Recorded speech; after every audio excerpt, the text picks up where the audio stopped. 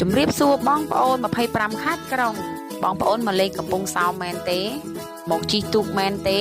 មករកផ្ទះសំណាក់មែនទេថ្ងៃនេះទូកពូណេស្ទូត្រីសូមណែនាំផ្ទះសំណាក់មួយកន្លែងដែលមានតម្លៃសមរម្យ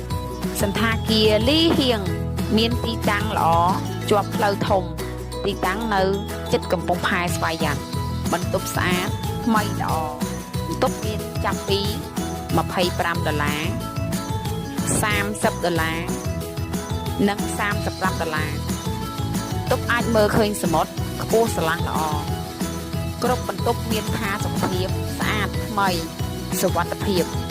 សំខាន់ទីតាំងគឺនៅចំកណ្ដាលក្រុងនៅក្បែរកំពង់ផែស្វាយ័តទេសចរក្រុងបរសៃនុដែលធំជាងគេបំផុតដើរតែ5នាទីដល់មានតែភោជនីយដ្ឋានអាហារដ្ឋានក្លឹបតន្ត្រីគ្រប់ប្រភេទបងប្អូនត្រូវការផ្ទះស្នាក់ថាគារស្អាតកុំភ្លេចលីហៀង